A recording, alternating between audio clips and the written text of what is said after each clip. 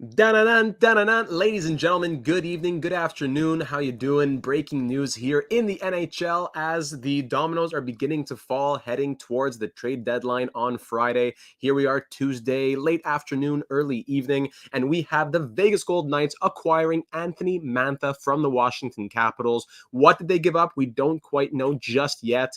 It feels like a Vegas type of move in my mind. They get a good scoring power winger. You think about the Barbashev that they picked up last year. You think about the Thomas Tatar they picked up a few years back. This is the type of trade that I think a team like Vegas makes, especially when they're missing out on guys due to injury. I really like this fit. I got to say, this is a very good fit. So technically, yeah, stream number one for the deadline schedule. Absolutely, Browskego. Thanks to Browskego as well. I was reading a lovely book in my living room, and I got the notification from Browskego in the Discord server that the trade went down. Another reason to be in the Discord server. One of the bigger names on the market. I would say it's a thinner market, I think. Now, let's start breaking it down right here. Anthony Mantha, in my mind, is actually a pretty solid acquisition here for Vegas. I like what Anthony Mantha does a lot. If we start breaking it down right here, we see that Anthony Mantha, over the last 3 years, you might be surprised to see this. He's in that an 87th percentile over the last 3 years of weighted average data. 87th percentile of projected wins above replacement. Now, what goes into that number? The even strength offense above average, even strength defense well above average in the 95th percentile, but with limited ice time. The goals are at 8 in the 88th percentile. Primary assists look great. Finishing is solid, but he's not playing against very high levels of competition, nor is he playing with very high levels of teammates. That's what you got to keep in mind here. So the defense has taken a good step forward and it continues to be solid. The offense has gone down a little bit over the years. His finishing this year is very high. That kind of goes into his limited ice time, though. As Jay Fresh says here, he is a two-way scoring winger who's put up goals at an absurdly efficient rate this year in fourth line minutes. We'll break that down in a second. A big player who notoriously does not play a physical game. So I said physical, I meant more in his frame, but still pushes play in the right direction. So if we start looking at right here, Anthony Mantha, I like a lot of what Anthony Mantha does. He's now 29 years old. He's been trying to find his place on a team he can stay long term. He was with Detroit for a while, and now technically he's been on Washington for parts of 4 years, but he's had a tough time finding his fit, I think. His ice time has really been all over the place, sometimes fourth line minutes, sometimes 20 minutes being played. His average this year has been down to 14.09, and it's gone down every year. Used to be an 18, 19-minute guy. 17, 15, 14.09. So his ice time continues to go down, but his rate of scoring is very efficient. He's shooting at 22.2% this season, 20 goals, playing 14.09 per night. So great efficiency from Anthony Mantha. He has scored 34 points in 56 games. That's putting him on an 82 game pace of 50 points, which would be, I think that's pretty solid. That would be a career year, actually, for Anthony Mantha. So it'll be a 50-point season that he's on pace for right now. Already some thoughts are coming in here, so I'll just go back to your thoughts before I jump to what we might see the return might be. Gen Z McKenzie saying that as a Vegas fan, I don't know how good Mantha has been, so I hope that kind of shined a light on him a little bit there. The last thing the Knights needed to do was get better. The Lightning odds even lower.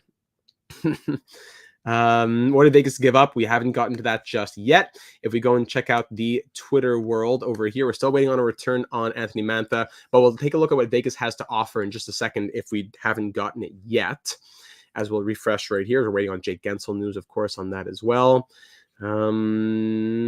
No, not seeing it just yet. Okay, so if we look at the Vegas Golden Knights and what they have to offer, we see that the cap space is very limited, but with the LTIR being played around with a little bit, I don't know if they'd have to do much cap retention, if really any. I know Mantha does take up, 4 points something here. Mantha takes up 5.7, expiring UFA at 5.7. So Vegas, they have a lot of their draft picks. I'll give them that. They're only missing their 4th and their 7th over the next 3 years. So them throwing around a 2nd, even a 1st, if it's the right return, that wouldn't be crazy to me. I could see Mantha fetching a solid 2nd and a 4th type of thing, 2nd and a 3rd even. I don't think he moves quite into that first round pick category, but who knows? Deadline in Vegas hasn't been known to give up draft picks for deadline rentals before. 1st, 2nd, and a 3rd for Thomas Tatar. etc. They don't have many prospects to play with. I will say that. This isn't a list of all their prospects. If you look quickly in their system right here, they just drafted David Edstrom, Cataford. Not a lot of names. Like I feel like I know my prospects. There's not a lot of names I look at right here that really jump out at me. Hemmerling, Cataford, like I said. I don't mean to put these prospects down, but I feel like I have a good grasp on most of the prospects in the league. And I can't say that these names really jump out at me. But he's someone's a guy that they're going to try to get into some bottom 6 minutes, I would think, next year. For the defense, I know Chaiko was a second round pick and Cormier was a second round pick, I believe, a couple of years ago. So that wouldn't be really like a prospect trade in my mind. That would be more like especially like a Lucas Cormier, it might be something like, let's move him out, get value for him now, because we're not sure if he's going to grow yet. So let's just try and get value while he still has value. So I could see a team like Washington saying, here, give us a pick, give us a fringe prospect, and we'll go from there. I could see that. Now, Washington, what's their draft pick situation? They would love to get a second round pick, I think, in 2024 in this upcoming draft. They have 3 seconds next year. So I think they would be very happy to see a second round pick in 2024 come back. I think that will be a part of the return. I would be pretty surprised, actually, if it wasn't. A second in 2024 sounds like a perfect fit for Mantha if you're going to get that back from Vegas. If we jump over to the comments here, I'm seeing a few comments coming in here. Dabrowski says, guys on the NHL Network just said that this is possibly his last chance. Not quite. It's not 3 teams in 4 years, but Mantha has seen his struggles. I remember he was once touted to be, I remember Pierre Maguire was calling Anthony Mantha the next player to score 50 goals. And he hasn't, he's only been on 2 teams in his career so far, and he has spent a solid number of seasons with each team, but his role on those teams has continued to be diminished. On the Red Wings, things weren't going super hot. They made that switch in the Vrana trade, correct? Yes. So he went from Detroit to Washington for Vrana, Panik, a first and a second. Was that it? That the whole package that he got? Man, Mantha had a huge command of value. And not to say that he wasn't doing well, but things were kind of going down-ish, I think, in Detroit. They were kind of selling off. Capitals pick him up, 8 points in 14 games, 23 and 37. They're waiting for him to get healthy. After that 27 points in 67 games, that was brutal. But this year, like we said, he is shooting very efficiently, 34 points, 20 goals in 56 games. He is going to be a UFA this upcoming offseason. He is going to be, he's a pending UFA. So that provides it takes away a little bit of the risk, I think, especially for Vegas. If you're going to be saying that if things don't work out, I don't need to think that I need to commit to him like a Barbashev or like who else did they've gotten recently? They didn't re-sign Tatar. Like Stone, they committed to long-term after acquiring him, for example. Does Mantha bump someone like Carlson or Stevenson off of power play 1? I don't know about that. If I go and check out, I don't know how much power play time he's even been playing in Washington. We'll pull up the Capitals lineup here. I'm not sure if he's been playing much of that even in Washington at all. Because he's been playing limited ice time, but I don't think there's much power play going on. Hendrix Lapierre's come up into the lineup. Yep. He's been playing third line minutes. Like he's losing ice time to Sonny Milano, and Pacioretty came back. That probably hurt his efforts a little bit as well. But power play, okay, he's playing first unit power play. Gotcha. So he's been, I'm not going to lie and say I've been watching a lot of Capitals hockey.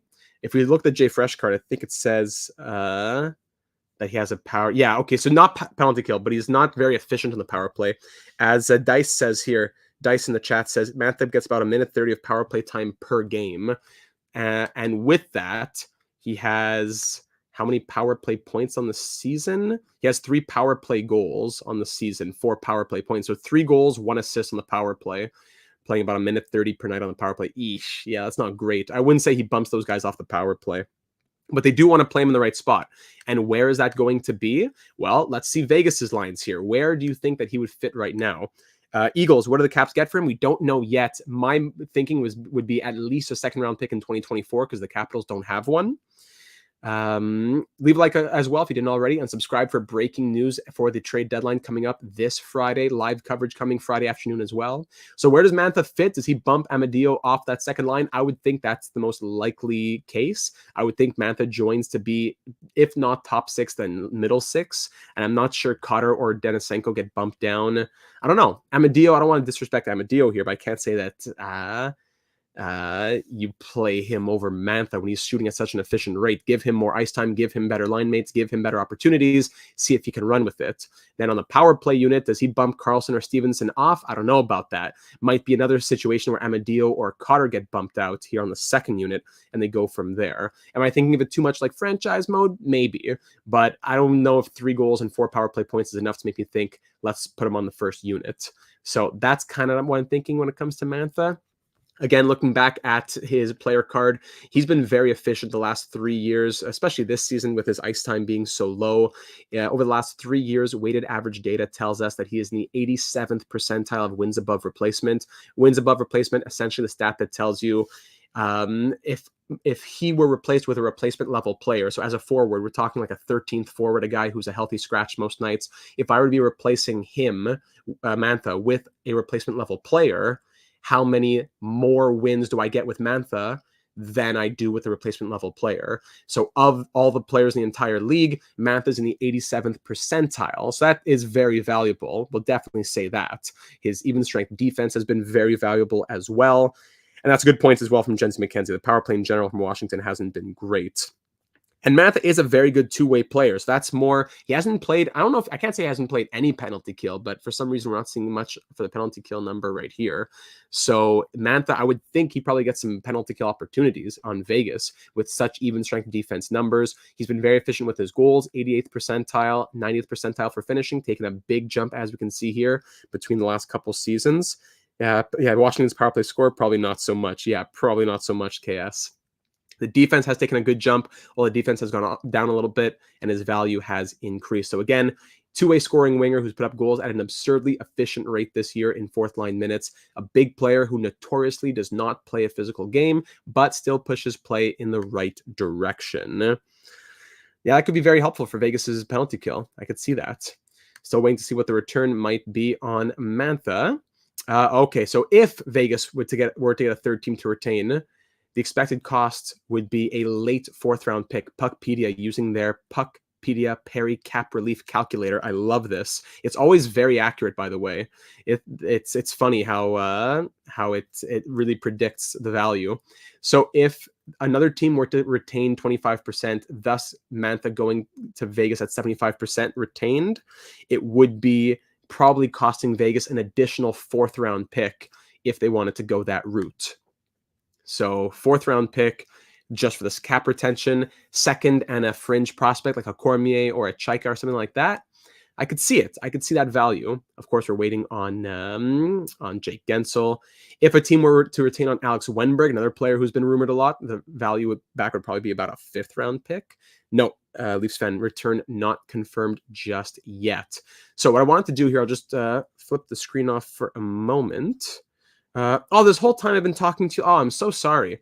I'm so sorry. This whole time I've been talking to you without showing you what I was just talking about with the cap relief calculator. I'm so sorry. I haven't shown you that much, but I wanted to show you this here, Puckpedia's relief calculator, showing that the return back for retention for Mantha's $5.7 million at 25% would be a late 4th round pick, which is exactly what Vegas could give up.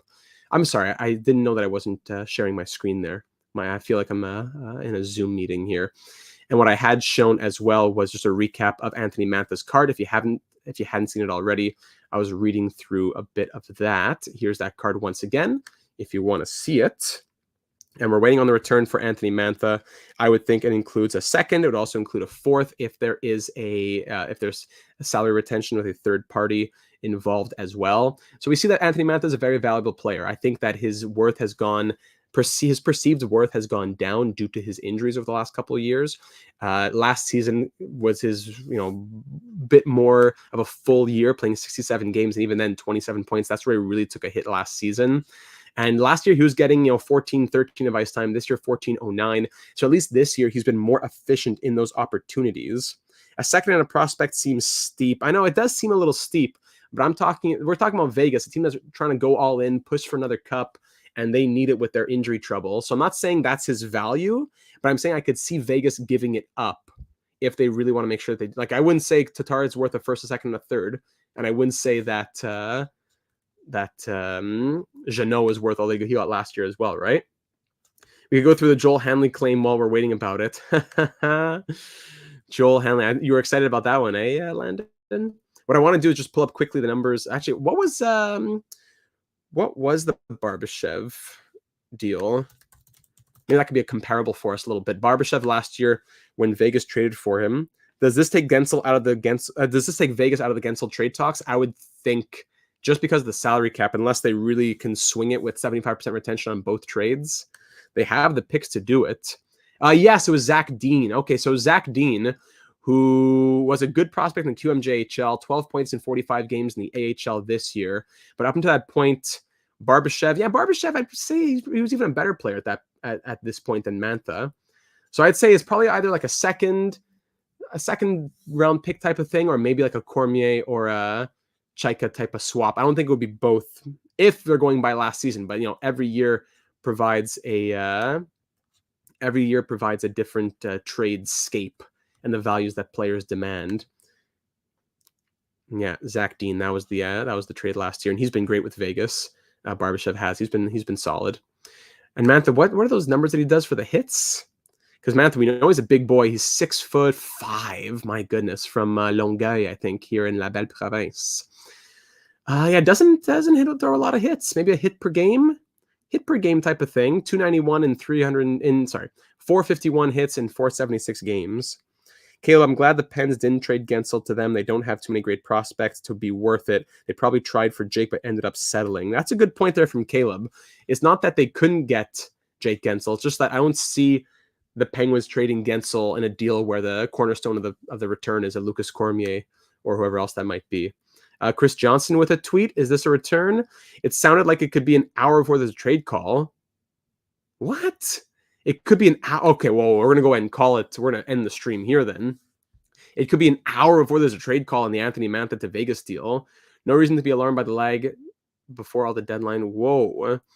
So we'll come back later on, ladies and gentlemen. We're going to make it a part 2, kind of like the Timo Meier trade. I don't want to be like Meier, where we wait for 2 hours and then come back 4 hours later. Let's end the stream here. We broke down Anthony Mantha a little bit. We're going to come back and recap the heights of Anthony Mantha, who he is as a player. We'll look at all these numbers. He was at his prime. He was a monster out there. So we're going to go ahead and come back whenever the news breaks of the return. We'll go ahead and do that. How much cap space does Vegas have? Well, that's a difficult question, because if you involve the LTIR is used at 7 million, so today's cap hit is 90 million. So deadline cap, cap space is 7.276 then, I suppose, right now. So they could acquire Mantha at 100%. Eichel's back to fully healthy, I believe. Yeah, Eichel's back. It's Stone who's out for the year and maybe for the playoffs, and Leonard who's out for the whole year as well. That's what it is. So the return on Anthony Mantha may still be a very long while away, like over an hour. So I won't just keep talking about Anthony Mantha for the next hour. I'll go ahead and end the stream here. Subscribe if you haven't already. You'll be made aware, and make sure the notifications are turned on. Hit the bell, and you'll be notified when that stream goes up. If it's in 45 minutes and 60 minutes, we'll be back with the full overview of this trade once the details have been made clear. So thanks for being here, everybody. We have the preliminary information down. Now we'll come back in maybe about an hour or so when we know everything that we need to know on the return for Anthony Mantha. Thanks, everybody. Talk soon, and make sure that you're subscribed for when we go back live.